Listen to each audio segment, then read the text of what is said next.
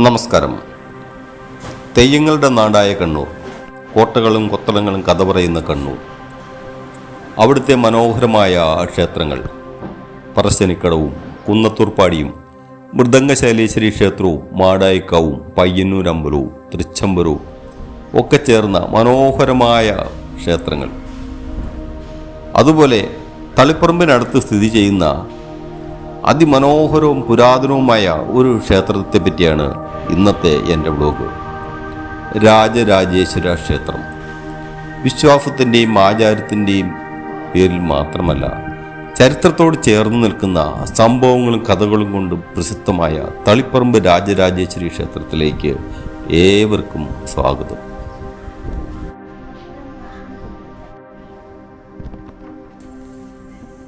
ആദ്യമായാണ് എൻ്റെ ഈ ചാനൽ നിങ്ങൾ കാണുന്നതെങ്കിൽ സബ്സ്ക്രൈബ് ചെയ്ത് എൻ്റെ കൂടെ കൂടുമല്ലോ. കേരളത്തിലെ തന്നെ അതിപുരാതനമായ മഹാശിവക്ഷേത്രങ്ങളിലൊന്നാണ് തളിപ്പറമ്പ് രാജരാജേശ്വര ക്ഷേത്രം. പരശുരാമൻ സ്ഥാപിച്ച 108 ശക്തിപീഠങ്ങളിലൊന്നായ ഈ ക്ഷേത്രം പരശുരാമൻ പുനർനിർമ്മാണം നടത്തിയതാണെന്നും ഒരു വിശ്വാസമുണ്ട്. പാർവതി ദേവിയുടെ ശക്തിപീഠങ്ങളിൽ ഒന്നുകൂടിയാണ് ഈ ക്ഷേത്രം.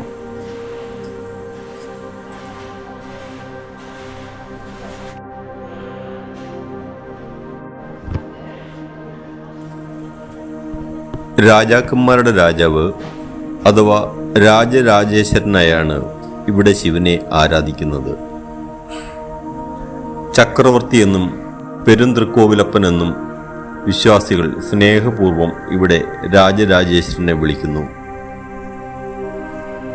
ജ്യോതിർലിംഗ ശിവലിംഗമാണ് ഇവിടെയുള്ളതെന്നും വിശ്വാസമുണ്ട്.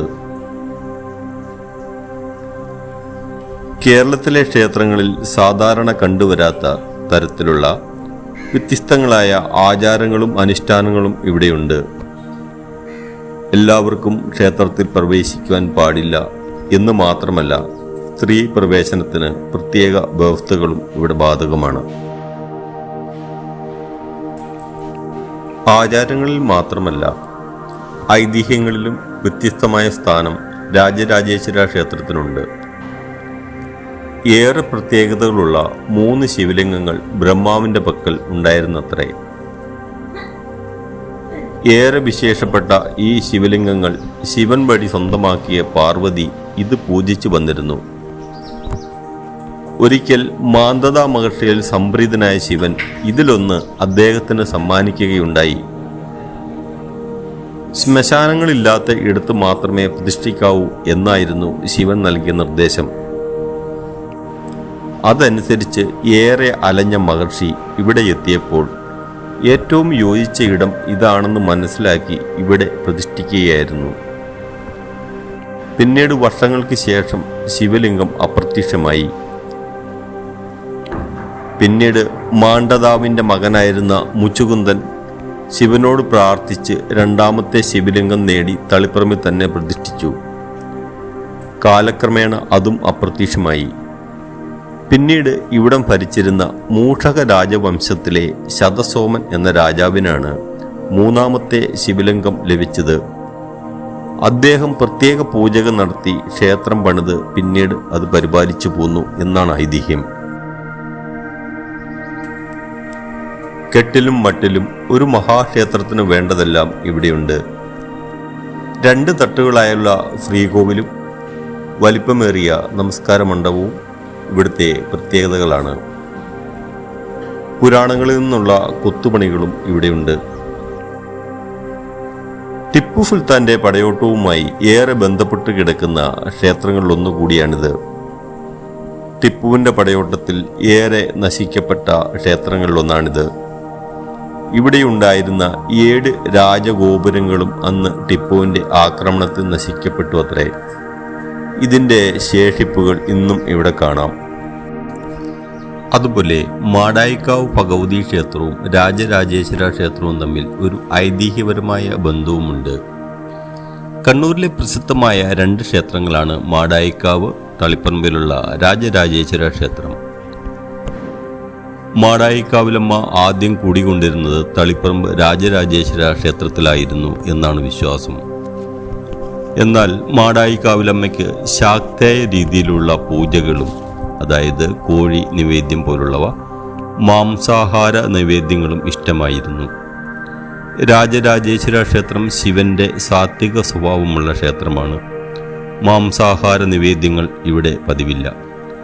അതുകൊണ്ട് ഭഗവതിക്ക് അവിടെ തുടരാൻ സാധിക്കാതെ വന്നപ്പോൾ പ്രത്യേകമായി ഒരു ക്ഷേത്രം നിർമ്മിക്കാൻ അന്നത്തെ രാജാവിനോട് ആവശ്യപ്പെടുകയും അതനുസരിച്ച് മാടായിക്കാവിൽ ഒരു പുതിയ ക്ഷേത്രം നിർമ്മിക്കപ്പെടുകയും ചെയ്തു അത്രേ. അതായത് ഒരേ ദേവിക്ക് വേണ്ടി വ്യത്യസ്ത ആരാധനാ രീതികൾക്കായി സ്ഥലം മാറിയതിൻ്റെ കഥയാണ് ഈ ക്ഷേത്രങ്ങൾ തമ്മിലുള്ള പ്രധാന ഐതിഹ്യങ്ങൾ പറയുന്നത്. മാടായിക്കാവ് ഭദ്രകാളിയുടെയും രാജരാജേശ്വര ക്ഷേത്രം ശിവന്റെയും പ്രധാന ആരാധനാ കേന്ദ്രങ്ങളാണ്. ഭക്തരെ അനുഗ്രഹിക്കാൻ കിഴക്കേ നടയിൽ തല ഉയർത്തി പരമശിവന്റെ 14 അടി ഉയരമുള്ള കൂറ്റൻ വെങ്കല ശില്പം. രാജ്യത്തെ ശിവക്ഷേത്രങ്ങൾ ഏറ്റവും വലിയ ശിവശില്പമാണ് ഇതെന്ന് പറയപ്പെടുന്നു. ശില്പി കാനായി ഉണ്ണിയാണ് ഈ ശില്പം നിർമ്മിച്ചത്.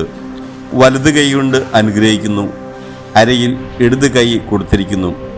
രുദ്രാക്ഷമാല അണിഞ്ഞ് കഴുത്തിൽ നാഗവും ശിരസിൽ ഗംഗയും വഹിച്ച് ത്രിശൂലം ചേർത്ത് വെച്ച് ഭക്തരെ കടാക്ഷിക്കുന്ന രൂപത്തിലാണ് ശില്പം നിർമ്മിച്ചിരിക്കുന്നത്. സ്ത്രീകൾക്ക് ഒട്ടേറെ നിബന്ധനകളുള്ള ക്ഷേത്രമാണിത്. പുരുഷന്മാർക്ക് അനുവദിച്ചിരിക്കുന്നത് പോലെ എല്ലായ്പ്പോഴും ഇവിടെ സ്ത്രീകൾക്ക് പ്രവേശനമില്ല. രാത്രികാലങ്ങളിലാണ് സ്ത്രീകൾക്ക് ഇവിടെ പ്രവേശനം അനുവദിച്ചിരിക്കുന്നത്. തിരുവത്താഴ പൂജയ്ക്ക് ശേഷം, അതായത് രാത്രി 7:15 ശേഷമാണ് സ്ത്രീകൾക്ക് ഈ ക്ഷേത്രത്തിൽ പ്രവേശനം അനുവദിച്ചിരിക്കുന്നത്. ശിവനാണ് പ്രധാന പ്രതിഷ്ഠയെങ്കിലും ശൈവ വൈഷ്ണവ സങ്കല്പങ്ങൾ കൂടിച്ചേർന്നതാണെന്നും വിശ്വാസമുണ്ട്. ശിവക്ഷേത്രമാണെങ്കിൽ കൂടി ഇവിടെ കൂവളപ്പൂവ് പൂജയ്ക്കെടുക്കാറില്ല. കൂടാതെ ക്ഷേത്രത്തിലെ പ്രധാന ദിവസം തിങ്കളിനു പകരം ബുധനാഴ്ചയാണ്. ഇവിടുത്തെ പ്രധാന പൂജകളിലൊന്നാണ് മാംഗല്യ പൂജ. ഇത് നടത്തിയാൽ വിവാഹത്തിനുള്ള തടസ്സങ്ങൾ മാറും എന്നാണ് വിശ്വാസം. പുലർച്ചെ 4 മണിക്ക് തന്നെ ക്ഷേത്രം പൂജകൾക്കായി തുറക്കും. ഉച്ചയ്ക്ക് 12 മണി വരെ നട തുറന്നിരിക്കും. പിന്നീട് അടയ്ക്കുന്ന നട തുറക്കുന്നത് വൈകിട്ട് 5:30-നാണ്. ശേഷം അത്താഴ പൂജ കഴിഞ്ഞ് രാത്രി 8 വരെ ക്ഷേത്രം തുറന്നിരിക്കും. 7:15 നടക്കുന്ന അത്താഴ പൂജയ്ക്ക് ശേഷം മാത്രമേ സ്ത്രീകൾക്ക് ഇവിടെ പ്രവേശനം അനുവദിക്കാറുള്ളൂ. കണ്ണൂരും പയ്യന്നൂരുമാണ് ഈ ക്ഷേത്രത്തിൻ്റെ തൊട്ട അടുത്തുള്ള റെയിൽവേ സ്റ്റേഷൻ.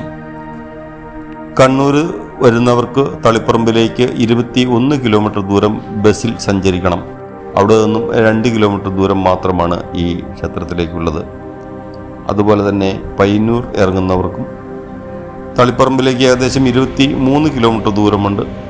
അവിടെ നിന്നും ഓട്ടോയിലോ മറ്റോ ഈ അമ്പലത്തിൽ എത്തിച്ചേരാൻ സാധിക്കുന്നതാണ്. പരമശിവന്റെ അനുഗ്രഹത്താൽ സൗഭാഗ്യം നിറഞ്ഞ ഒരു ജീവിതം നിങ്ങൾക്ക് ഏവർക്കും ലഭിക്കട്ടെ. വിശ്വാസിയുടെ ആശ്രയവും ചരിത്രത്തിൻ്റെ സുവർണ രേഖയുമായ ഈ മഹാക്ഷേത്രത്തിൻ്റെ പവിത്രമായ ഓർമ്മകളോടെ ഞങ്ങളിവിടെ നിന്നും ഇറങ്ങുകയാണ്. ഈ ക്ഷേത്ര ദർശനം നിങ്ങൾക്ക് ഇഷ്ടമായി എന്ന് കരുതുന്നു. നിങ്ങളുടെ സ്നേഹവും പിന്തുണയും കമൻറ്റുകളായി അറിയിക്കുക. അടുത്ത വീഡിയോയിൽ വീണ്ടും കാണാം. അതുവരെ എല്ലാവർക്കും നന്ദി. നല്ല നമസ്കാരം.